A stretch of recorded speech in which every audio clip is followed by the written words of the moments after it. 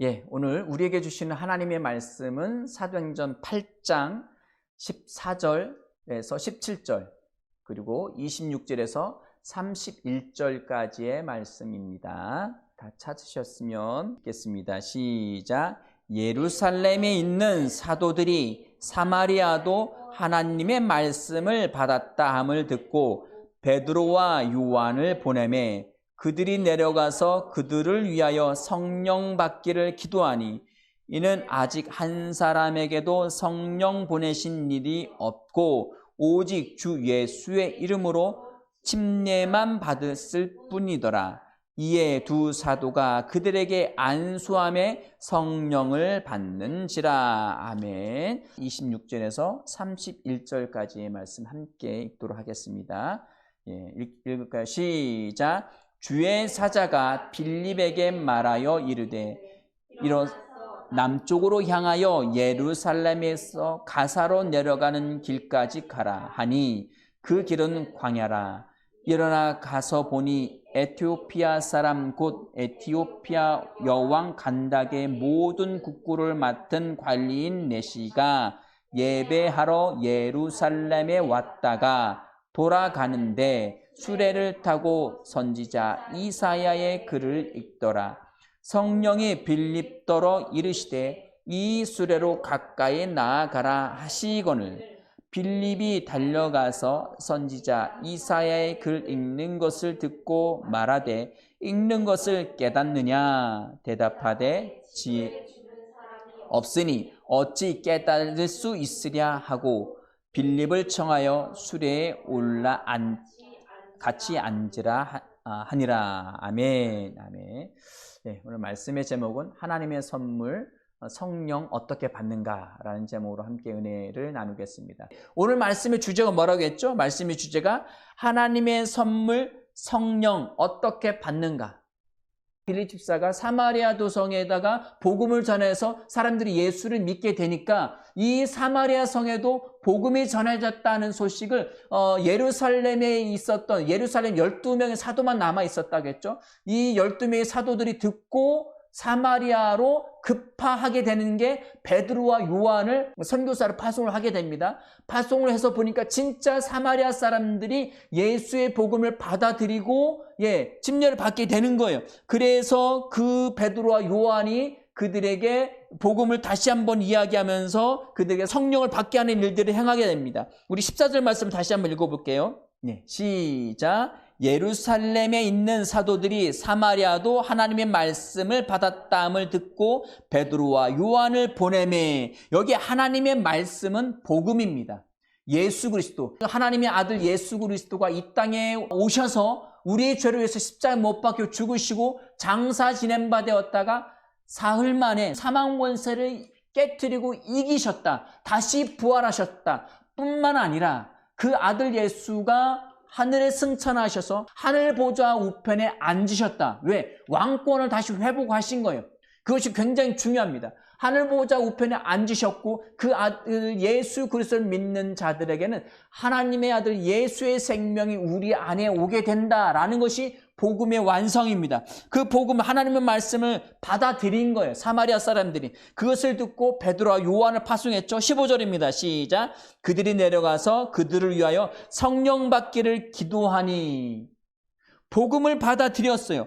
예수를 믿었음에도 불구하고 그리고 침례도 받았어요. 침례도 받았음에도 불구하고 아직 성령을 받지 않은 상황이에요. 자, 16절 읽겠습니다. 시작. 이는 아직 한 사람에게도 성령 내리신 일이 없고 오직 주 예수의 이름으로 침례만 받았을 뿐이더라. 예수의 이름으로 침례만 받았지 아직 성령 받지 않았다는 거예요. 그래서 성령 받지 않았기 때문에 베드로와 요한이 그들에게 안수했습니다. 17절입니다. 시작. 이에 두 사도가 그들에게 안수함에 성령을 받는지라. 예수의 이름으로 침례를 받는 것과 그리고 안수해서 성령을 받는 것이 구분되어져 있습니다. 오늘 말씀의 제목이 뭐라고 말씀드렸죠? 하나님의 선물 성령 어떻게 받는가라고 말씀드렸습니다. 자, 이 부분을 중심으로 해서 말씀을 다루게 될 건데요. 먼저 살펴볼 것이 침례의 종류입니다. 침례의 종류. 우리는 침례의 종류하면 물침례냐, 관수례, 물을 양동에 떠서 그것을 머리 위에 붓는 것을 관수례라고 합니다. 그리고 또 한 가지 세례라고도 하죠. 물침례는 물속에 완전히 사람이 잠기는 거고요. 관수례는 머리 위에다 물을 붓는 거고, 그리고 세례는 물을 찍어서 손으로 안수하면서 세례를 베푸는 것을 이야기합니다. 우리는 그것에 대해서 이야기하려고 하는 것이 아니라 여기 오늘 말씀을 통해서 침례의 다른 종류를 다른 종류로 하면 좀 그렇지만 다른 어떤 종류를 알아볼 건데요. 우리 사도행전 19장 3절 말씀입니다. 3절 읽겠습니다. 시작. 바울이 이르되 그러면 너희가 무슨 침례를 받았느냐? 대답하되 요한의 침례라. 여기에서는 요한의 침례를 이야기하고 있습니다. 요한의 침례는 무슨 침례죠? 요한의 침례도 물 침례예요. 요단강에서 요한이 침례를 줬기 때문에 침례 요한에 대해서 이야기하는 거죠. 그런데 요한의 침례의 특징은 회개의 침례예요. 독사의 자식들아 회개하라. 회개하고 하나님의 나라의 복을 받아들이라는 거예요. 자, 그러면 예수 이름으로 주는 침례와 요한의 침례의 차이점은 무엇일까요? 우리 4절, 5절 말씀을 한번 읽어볼까요? 시작. 바울이 이르되 요한이 회개의 침례를 베풀며 백성에게 말하되 내 뒤에 오시는 이를 믿으라 하였으니 이는 곧 예수라 하거늘 그들이 듣고 주 예수의 이름으로 침례를 받으니. 빌립 집사가 사도행전 8장에서 사마리아에서 복음을 전하고 예수 이름으로 침례를 줬습니다. 그런데 19장에서는 또 다른 요한의 침례를 받고 예수의 이름으로 침례를 받지 않았어요. 그것을 구분하는 것은 복음을 제대로 모르는 사람들은 자꾸 침례를 베풀고 회개를 하라고 이야기합니다. 그것은 요한의 침례라고 이야기할 수 있습니다. 자, 예수의 이름으로 침례를 받았다는 것은 무엇이죠? 로마서 6장 말씀에 3, 4절 말씀에 뭐라고 이야기해요? 그리스도와 함께 장사되는, 그리스도와 연합하여서 죽고 예수님이 십자가 못 박혀 죽으셨다는 것은 예수 믿는 사람도 예수와 함께 죽는 거예요. 아멘? 그리고 예수님이 장사 지낸 바 되었다가 부활하셨다는 것은 예수 믿는 사람도 예수 안에서, 예수 그리스도 안에서 함께 살아난 거예요. 아멘? 이 함께 부활한 것이 무엇입니까? 그것은 거듭난 생명, 영생의 생명으로 새로운 피조물로 다시 재창조되었다는 거예요. 아멘? 예수님이 부활하셨고 하늘 보좌 우편에 올라가셨는데 예수 믿는 사람들에게 그 예수의 생명이 그 안에 영의 자리에 오게 되는 것입니다. 이것이 예수의 이름의 침례입니다. 그러나 요한의 침례는 침례를 받고는 계속 회개를 강조합니다. 계속 회개해야 돼요. 부흥 집회를 한다든가 어떤 말씀을 전하고 하면 지난주에 지었던 죄를 회개합시다. 또한 부흥 집회나 어떤 학생 집회를 가면 계속 회개를 강조합니다. 이미 죄를 지은 죄인인 우리의 영은 예수와 함께 죽었습니다. 아멘. 예수와 함께 죽은 거예요. 그리고 우리의 나는 영입니다. 혼을 가지고 몸 안에 삽니다. 나의 정체성, 나의 자아는 영입니다. 그 영이 다시 태어난 거예요. 다시 태어난 영은 예수의 생명, 하나님의 영생의 생명으로 거듭난 존재예요. 하나님의 영이, 하나님의 생명이 회개할 필요 있나요? 회개할 필요 없습니다. 왜? 하나님의 영생의 생명이기 때문에. 자, 그렇다면 거듭난 사람은 소위 말하면 실수를 할까요? 하지 않을까요? 예, 실수합니다. 우리가 흔히 생각하는 어떤 죄라는 것들을 할 수 있습니다. 몸이 옛사람을 기억해서 여전히 거짓말을 한다든가 아니면 어떤 불법을 행할 수 있습니다. 그러나 영은 거듭난 거고요. 영은 거듭났고요. 이미 예수님이 십자가에 못 박혀 죽으실 때에 과거, 현재, 미래의 모든 죄를 다 담당하시고 십자가에 못 박혀 죽으셨습니다. 아멘? 다 담당하고 죽으셨기 때문에 죄는 해결된 거예요. 이미 속량됐어요. 속량됐고 우리는 거듭난 존재, 죄와 전혀 상관없는 존재가 된 거예요. 이것을 믿으시고 그리고 실수할 때마다 뭐를 해야 돼요? 예수님, 내 죄를 이미 속량하여 주시고 그리고 나의 옛사람이, 예전의 옛사람이 죽은 것을 감사합니다. 내가 지금 실수를 했지만 나는 새로운 존재입니다. 주님 감사합니다. 죄와는 상관이 없는 이미 속량받은 존재로 만들어주신 거 감사합니다. 아멘? 마치 자녀가 부모님의 어떤 삶 가운데 실수했을 때 엄마 이런 것을 잘못했어요. 용서해 주세요. 그냥 단순한 용서의 차원으로 생각하시면 됩니다. 굳이 예전 생각처럼 어떤 회개하고 돌이킨다. 마치 구원받지 못한 사람이 돌이켜서 구원받아야 될 것처럼 인식하시면 안 됩니다. 예수 믿는 사람을 용서받은 죄인 이렇게 말하시면 안 됩니다. 용서받았는데 어떻게 죄인이 용서받았다는 것은 아직 죄인의 상태라는 거예요.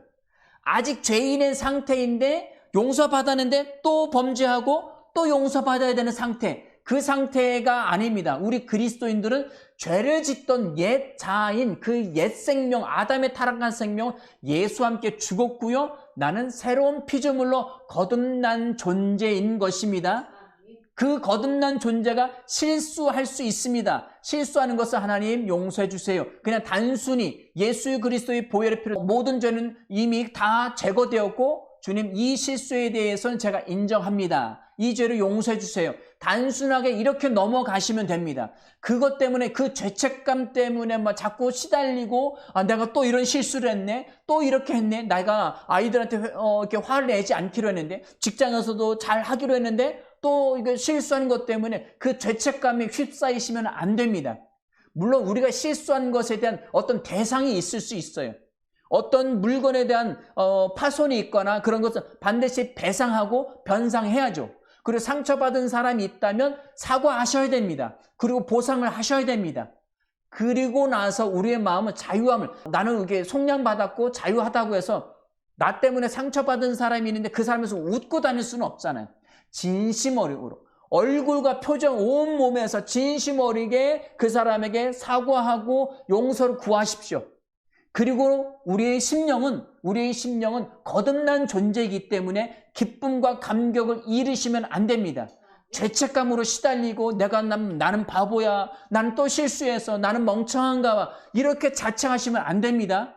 우리는 늘 구원의 기쁨 가운데 머물러 있어야 합니다. 우리는 요한의 침례와 예수 그리스도의 침례를 엄연하게 구분하셔야 됩니다. 우리 예수 이름으로 침례를 받았습니다. 아멘. 또 다른 침례가 있습니다. 또 다른 침례는 우리 사도행전 10장 45절 말씀을 보실까요? 예, 시작.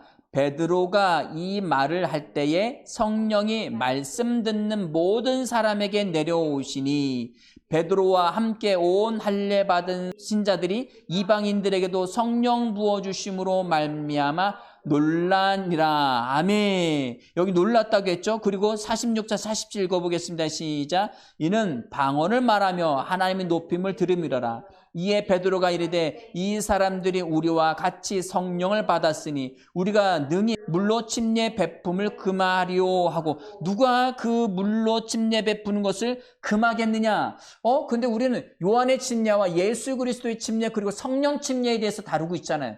자, 이 말씀의 근거에서 고넬료라는 집안인 10장에서 고넬료에 대한 말씀이거든요. 백부장이었던 고넬료가 예수 믿고 그리고 성령 받았어요.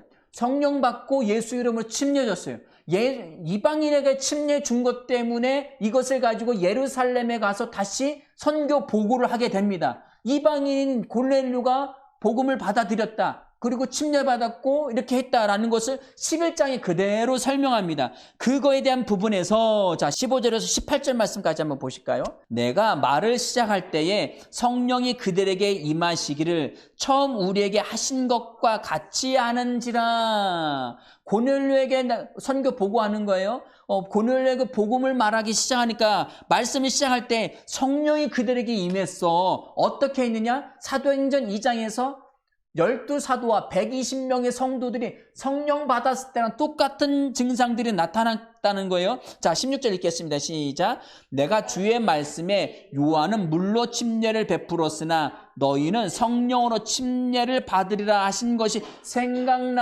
생각났노라. 자, 고넬료가 예수 믿고 그리고 성령 받은 거에 대한 부분을 예수님께서 말씀하셨던 부분을 그대로 이야기합니다. 내가 주의 말씀에 요한은 물로 침례를 베풀었으나 요한이 이야기한 거죠. 내 뒤에 오시는 분은 성령으로 침례를 주실 거야 라는 그 말씀이 기억난 거예요.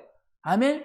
자, 요한의 회개의 침례와 예수 그리스도의 이름으로 침례 받는 거예요. 예수와 함께 죽고 예수와 함께 부활하는 그 이름을 침례 받았는데 그 다음에 오는 것이 무엇이냐? 성령 침례라는 거예요. 성령 침례. 성령 침례는 무엇일까요? 예수 이름으로 예수와 함께 죽는 거고, 성령 침례는 예수 그리스도의 그 생명으로 말미암아 거듭나는 것을 의미합니다. 거듭나는 거. 아멘. 자, 우리 예수 이름으로 침례를 받았습니까? 그 받은 사람은, 예수 이름 침례를 받은 사람, 예수와 함께 죽은 거고요. 예수와 함께 죽은 사람은 예수와 연합하여서 부활한 것이고, 그 부활 생명을 가진 사람은 성령의 침례를 받은 것입니다. 아멘. 그 복음의 절차에 대해서 이야기합니다. 침례의 종류 다시 말씀드립니다. 요한의 침례, 예수 그리스도의 이름의 침례, 그리고 성령 침례. 우리와는 요한의 침례와는 상관은 없습니다. 마태복음 읽으실 때에도 마태복음에서 요한이 유대인들한테 전한 거예요. 아직 구약에 살고 있는, 그리고 율법에 매여 있는 유대인들에게 전한 회개의 침례라는 거예요. 하나님, 너희는 하나님의 백성들이었으니까 다시 돌아와라, 그런 의미였고요. 그건 구약에 대해서 말씀한 거고요. 예수님을 믿은 우리는 예수의 이름의 침례와 성령 침례를 기억하시면 됩니다. 아멘. 이것이 침례의 종류고요. 그리고 두 번째로 하나님의 선물인 이 성령을 그럼 어떻게 받느냐라는 것을 한번 살펴볼 것인데요. 지금 우리가 계속 살펴본 거예요. 예수의 이름으로 예수님의 복음을 듣고 예수를 믿으면 그 사람은 침례를 받아야 합니다. 아멘. 땅끝까지 이르러 복음을 전하고 내 이름으로 침례를 제자 삼고 침례를 주라고 말씀하셨잖아요.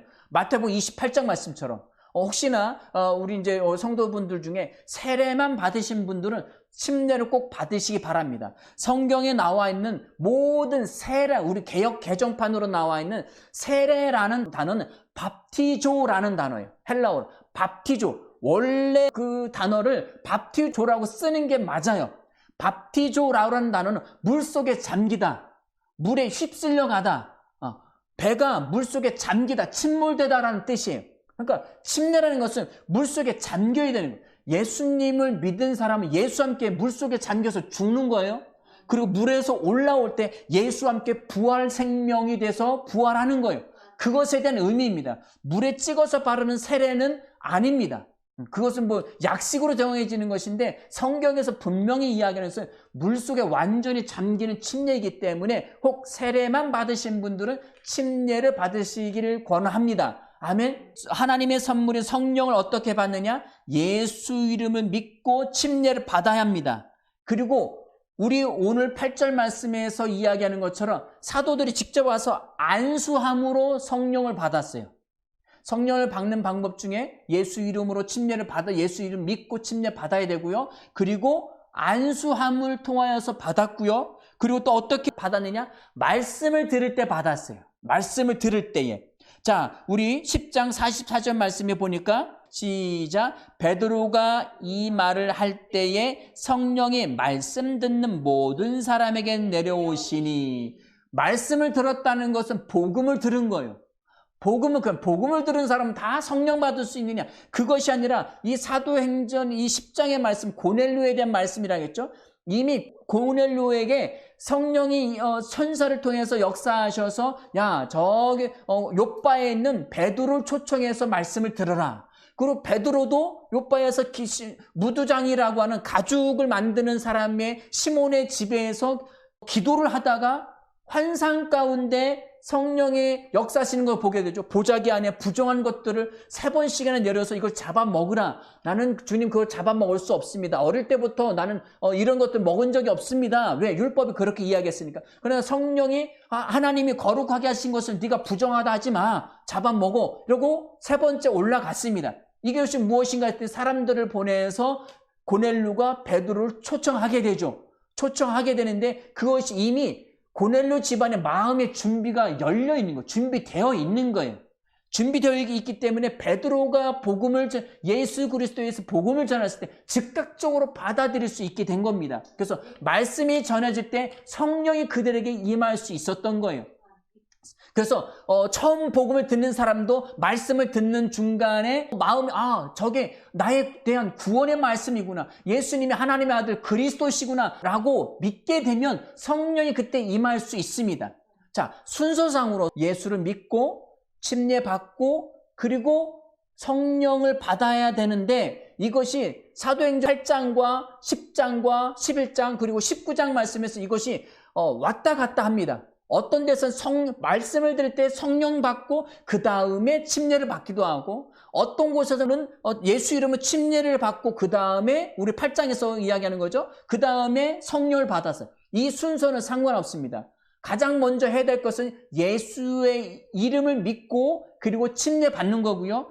두 번째, 세 번째는 물 침례와 성령 침례, 이것은 왔다 갔다 할 수 있습니다. 그것은 상관없습니다. 말씀을 들을 때 성령을 먼저 받을 수 있는 것과 그 다음에 부분들은 왔다 갔다 할 수 있기 때문에 그것은 헷갈리지 마시기 바랍니다. 자, 안수함으로 침례를 받기도 하고 말씀을 들을 때에도 성령을 받을 수 있지만, 안수를 안 해도 말씀만 들어도 받을 수 있고요, 성령을. 그리고 때로는 말씀을 전하고 손을 얹음으로 성령을 받을 수도 있습니다. 어떤 형태든 상관없습니다. 성령은 바람이 임으로 불듯이 어떤 형태로도 할 수 있습니다. 그래서 만약에 어느 곳에서 성령을 받게 한다고 손을 안수한다, 그걸 이상하게 보실 필요 없습니다. 그리고 말씀을 들을 때도 그것을 받을 수 있습니다. 그래서 하나님의 선물인 성령은 복음을 듣고 믿는 사람에게 어떤 형태로든 받을 수 있습니다. 중요한 것은 믿을 때 받는 겁니다. 믿을 때 받는다는 거죠. 19장 다시 돌아가서요. 19장 2절 말씀입니다. 이르되 너희가 믿을 때에 성령을 받았느냐? 이르되 아니라 우리는 성령이 계심도 듣지 못하였노라. 왜냐하면 요한의 침례만 들었거든요. 그것만 행했거든요. 그러니까 성령이 계신 건 모르는 거예요. 그 복음을 전하는 사람도 그걸 몰랐던 거예요. 그래서 성령이 계시면 못 들은 거예요. 그래서 중요한 것은 믿을 때 성령 받았냐냐. 그 이야기는 뭐예요? 믿을 때 성령 받는다는 거예요. 아멘? 안수를 통해서 받을 수 있지만 믿을 때 받는 것이 기본입니다. 자, 그리고 갈라디아 3장 2절입니다. 자, 읽겠습니다. 시작. 내가 너에게 다만 이것을 알려 하노니 너희가 성령을 받은 것이 율법의 행위로냐 혹은 듣고 믿음으로냐. 복음을 듣고 믿으면 성령을 받은 것입니다. 아멘. 성령 받으신 줄 믿으시기 바랍니다. 아멘. 자, 그렇다면 중요한 것은 그럼 성령 받은 것을 어떻게 알 수 있냐는 거죠. 다시 사도행전 10장 46절로 가겠습니다. 자, 45절 말씀 이렇게 이야기하고 있죠. 베드로와 함께 온 할례 받은 신자들이 이방인들에게도 성령을 부어주심으로 말미암아 놀랐어요. 왜? 44절 말씀에 성령이 말씀 듣는 모든 사람에게 내려오셨다고 했어요. 내려오셨다고 하는데 그 증거가 무엇이냐? 46절입니다. 시작. 이는 방언을 말하며 하나님 높임을 들음이러라. 믿는 사람들이 성령을 받는데 그 성령 받은 증거가 분명히 이야기하고 있죠. 방언을 말하며. 아멘? 자, 11장 15절 말씀도 보시겠습니다. 자, 시작. 내가 말을 시작할 때 성령이 그들에게 임하시기를. 아멘? 성령이 임하셨습니다. 그 임한 사람들은 방언을 말하기를 시작하는 거예요. 자, 16절입니다. 16, 17절 시작. 내가 주의 말씀에 요한은 물로 침례를 베풀었으나 너희는 성령으로 침례를 받으리라 하신 것이 생각났노라. 그런즉 하나님이 우리가 주 예수 그리스도를 믿을 때 주신 것과 같은 선물을 그들에게도 주셨으니 내가 누구이기에 하나님을 능히 막겠느냐 하더라. 뭐라고 이야기하겠습니까? 주 예수 그리스도를 믿을 때 우리가 언제 사도행전 2장을 이야기하는 거예요. 사도행전 2장에서도 그들이 마가의 다락방에서 기도할 때 성령이 임할 때에 어떻게 불꽃도 있었지만 방언을 말하기 시작한 거예요.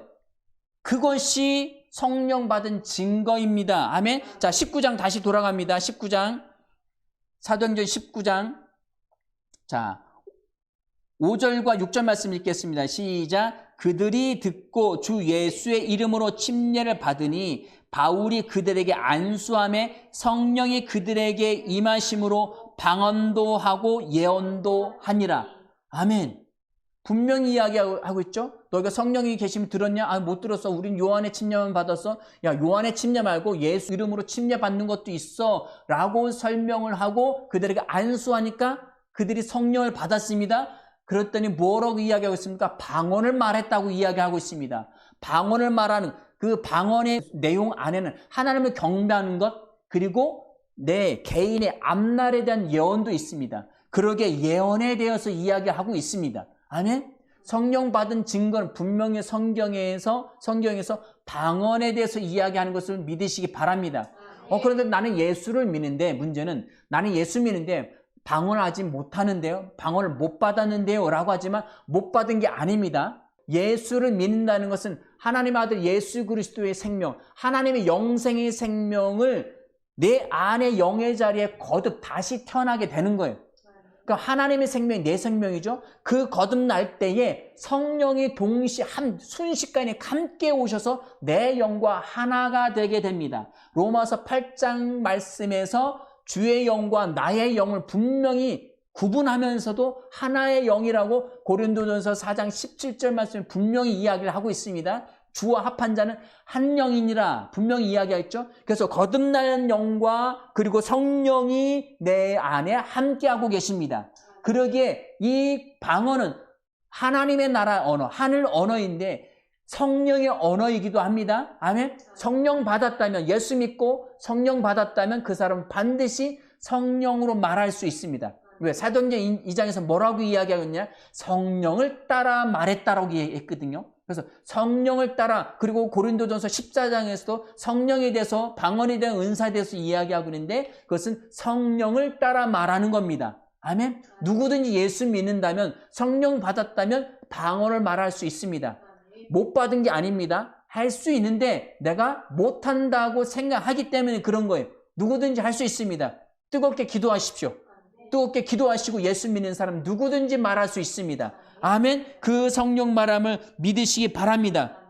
우리의 삶 가운데 성령의 역사가 넘치게 하려면, 그럼 내 안에 성령, 예수 믿었고 성령도 받았어요. 그리고 성령 방언도 할 수 있어요. 그럼 그 방언이 말함을 통하여서, 그리고 빌립 집사가 복음을 전했던 현장에서 귀신도 내어 쫓고 그리고 병든 자도 낫고, 이런 것들을 활성화시키는 방법은 무엇이냐? 말씀을 깊이 묵상하는 거, 첫 번째.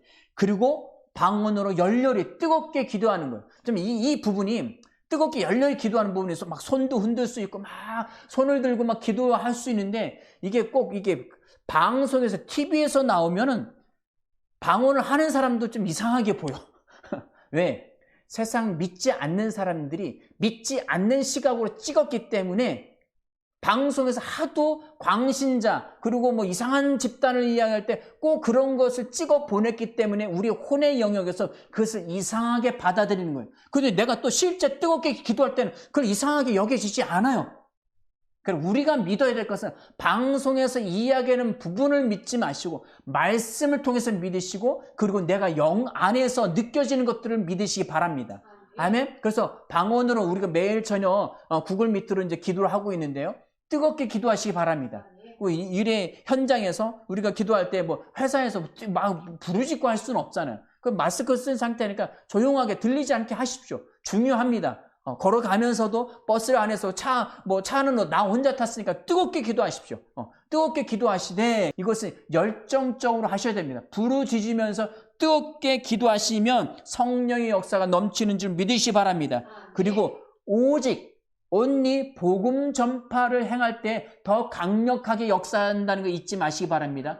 빌립도 복음의 현장에서 귀신이 떠나가고 질병들이 나았습니다. 베드로도, 요한도, 사도 바울도 가는 곳곳마다 그 일들이 일어난 이유는 복음이 효과적으로 전해지는 것과 하나님의 나라가 임하는 곳에는 질병이 있을 수 없습니다.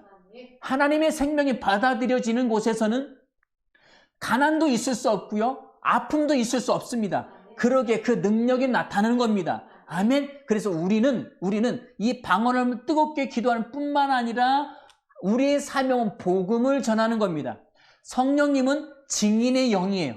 복음 전하는 현장에서 역사하십니다. 아멘. 그래서 우리가 무엇을 하든지 하나님의 말씀을 전하기 위해서 행하셔야 됩니다. 우리 모든 포커스는 예수를 자랑하셔야 되고요. 복음을 전하는 책무가 있습니다. 반드시 이 일에 포커스를 맞추시기 바랍니다. 내가 무슨 직장에 다니든지, 내가 무슨 업무를 담당하든지, 내가 무슨 일을, 무슨 진로를, 무슨 꿈을 꿈꾸시든지 반드시 잊지 마십시오. 우리가 행할 바는 복음을 전하는 것입니다. 복음을 전할 뿐만 아니라 그들에게도 그 안에 성령이 임하게 하시는, 이것이 하나님의 나라이고 하나님의 꿈입니다. 아멘. 우리도 평신도이든 집사님이든 장로 상관없습니다. 성령 받고 예수 믿은 사람 누구든지 침례 줄 수 있고요. 그리고 누구든지 안수하여서 성령 받게 할 수 있습니다. 아멘. 근데 현재 교회 상황에서는 교회 질서라는 것 때문에 목회자만 하고 있는데 성경은 그렇게 이야기하지 않고 있습니다. 빌립도 침례를 줬습니다. 아멘. 누구든지 할 수 있는, 예수 믿는 사람은 또한 성령의 침례도 받는 것입니다. 우리는 성경 읽고 성경대로 행하는 사람들입니다. 아멘. 기존의 교회의 전통만을 주장하는 것, 그것에 익숙해 있는 것, 그것은 버리시기 바랍니다. 아멘.